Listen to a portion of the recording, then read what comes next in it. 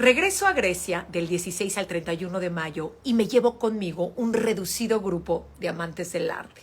Si tú quieres ser parte de este grupo, inscríbete porque todavía tengo lugares.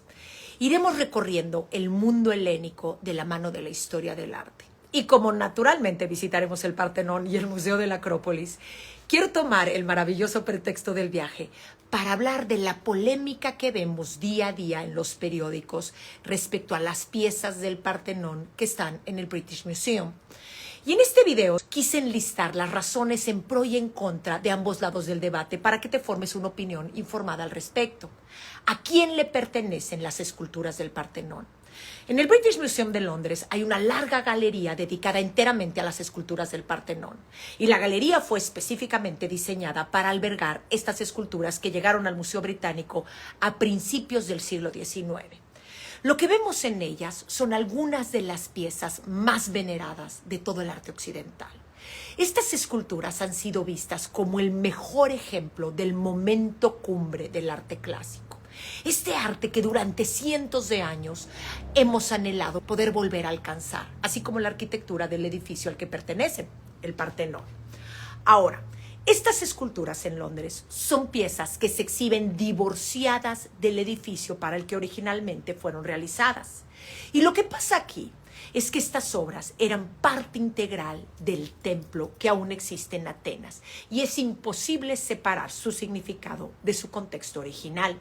No podemos entender la importancia de estas piezas y luego entonces del debate sin entender la relevancia de las esculturas en sí. ¿A qué me refiero cuando digo que son parte del momento cumbre del arte clásico? Veamos juntos por un minuto uno de los paneles del friso del Partenón. Las esculturas del friso representan una procesión y en su mayoría vemos caballos con sus respectivos jinetes. El escultor Fidias logra un naturalismo formidable en la anatomía tanto del animal como del caballista.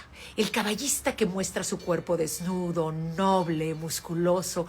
Fíjate, por ejemplo, la forma en la que el muslo de este hombre sobresale y se abulta al presionar contra el costado del caballo, resaltando la forma cóncava del hueso de la cadera, recreándose en la torsión del torso al girar su cabeza sobre el hombro. En estos contrapostos y recontrapostos en los que el escultor se deleita. Las piernas van para adelante, la cintura gira hacia atrás, el pecho nos queda de frente, se aprecian las costillas, la caja torácica, se articulan los músculos del abdomen, del hombro, de los brazos, para rematar en su hermosa cabeza de 3/4, en la que vemos los rizos del pelo que responden sueltos al movimiento y contemplamos en toda su gloria a este estupendo ateniense que monta su caballo con una soltura como si fuera su estado natural. Parece haber nacido sobre el lomo del animal y su capa vaporosa le da movimiento y energía a toda la escena. La representación de esta figura resume, en mi opinión, maravillosamente el amor por la anatomía del hombre que tenían los griegos del periodo clásico. Sin embargo, no es únicamente el cuerpo humano con el que el escultor se fascina. El caballo de su compañero de atrás, por ejemplo, se para en sus 2 patas traseras, mientras que una de sus patas delanteras se solapa sobre la grupa del caballo de su compañero de enfrente, dando sensación de espacio, de pasión, de vitalidad, sin que por eso los jinetes pierdan la nobleza de su calma y control. Esto es solo un breve análisis visual que nos da una introducción para permitirnos entender el interés y el amor del mundo occidental por estas obras. Ahora, hagamos un poco de historia. En el siglo XVIII, Napoleón Bonaparte está conquistando territorios por toda Europa y al hacerlo lleva con él, en sus expediciones, académicos y expertos que lo ayuden a identificar obras de arte, monumentos, pinturas, esculturas valiosas e importantes de las cuales él quiere apoderarse y con las que poblaría su nuevo museo en Francia, el Museo Napoleón, que más tarde se convertiría en el Museo del Louvre. Esto hace que estalle en toda Europa un enorme interés por las antigüedades grecorromanas, de manera que las diferentes potencias europeas sostenían una franca competencia entre ellas para obtener las grandes obras clásicas de la antigüedad. Y así llegamos a este hombre, Lord Elgin, quien fuera responsable de arrancar las esculturas de su contexto original y mandarlas a Londres. Lord Elgin era un escocés de familia noble que fungía como diplomático británico y en una de sus misiones más importantes fue nombrado embajador ante el Imperio Otomano. Su nombramiento llega en un momento crítico, cuando los británicos acababan de ganar una batalla decisiva en Egipto, de manera que Inglaterra pasó a ser la potencia europea en poder, reemplazando a Francia. Así que desde la perspectiva de los otomanos, y por ponerlo con palabras simples, salían los franceses y entraban los ingleses al juego de poder. Y Elgin era el representante principal de la corona británica. Esto le daba a Elgin un gran poder y una tremenda autoridad, quien desde el principio de su misión pensó que con su puesto podía ayudar a avanzar las artes en el país británico. Y qué mejor manera de hacerlo que proveyendo al público inglés con piezas originales de este gran templo y de este prodigioso monumento de la escultura occidental.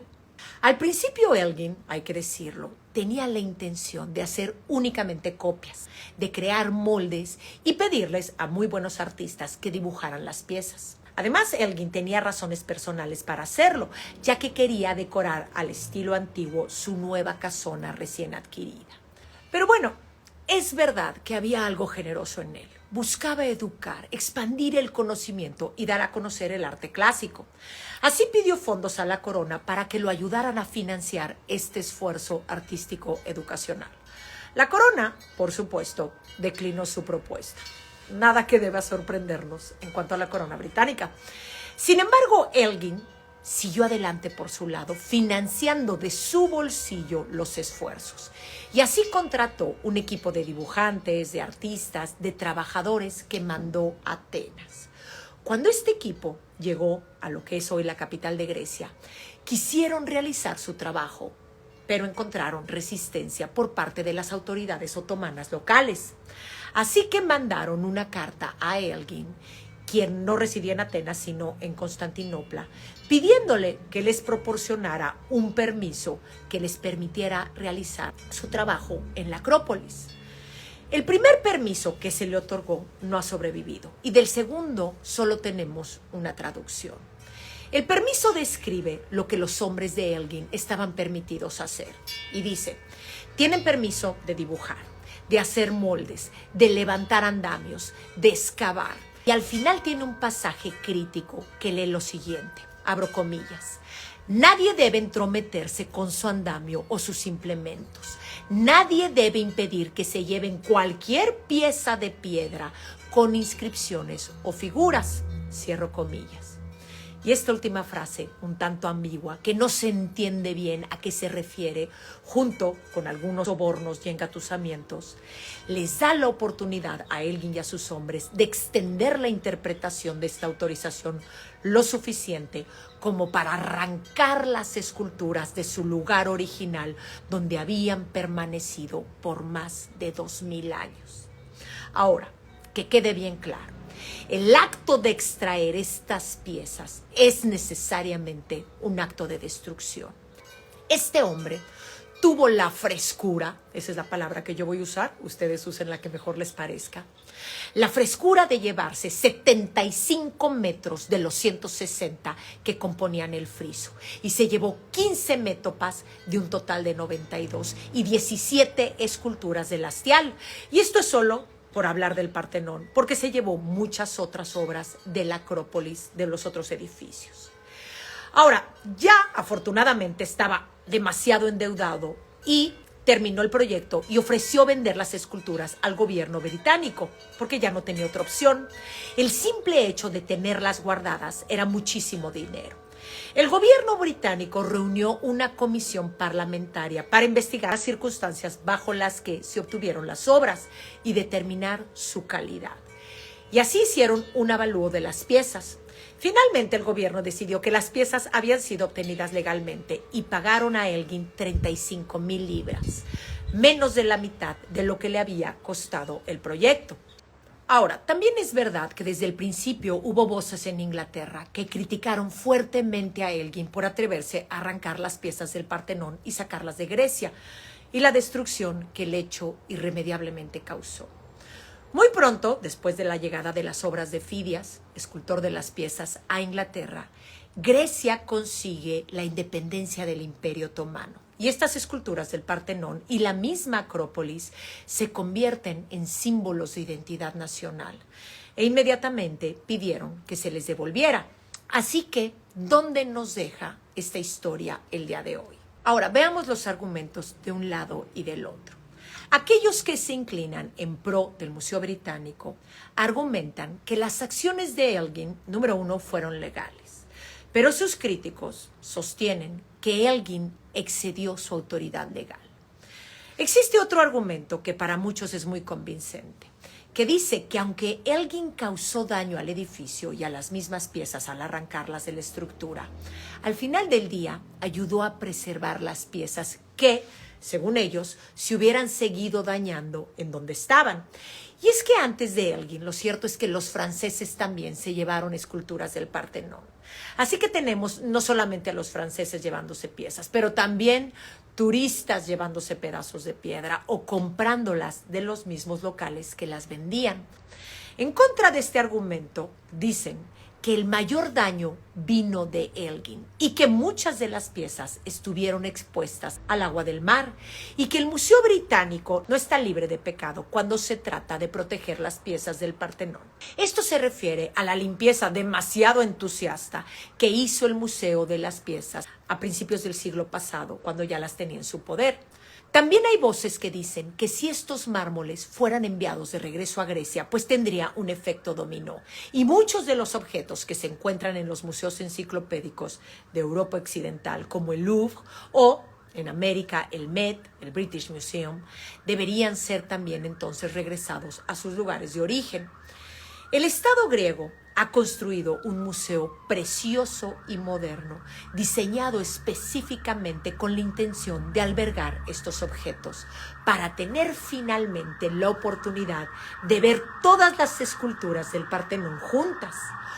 Por otro lado, si regresaran estas piezas, también tendríamos la oportunidad de verlas en su contexto original, en una conexión visual a través de estas magníficas ventanas de cristal del museo, donde encontramos a la mismísima Acrópolis, y poder ver estos objetos iluminados con la luz del sol del Mediterráneo, como fue pensado originalmente por Fidias. Sin embargo, se perdería la oportunidad también de ver las obras en un contexto universal, como lo que ofrece el British Museum.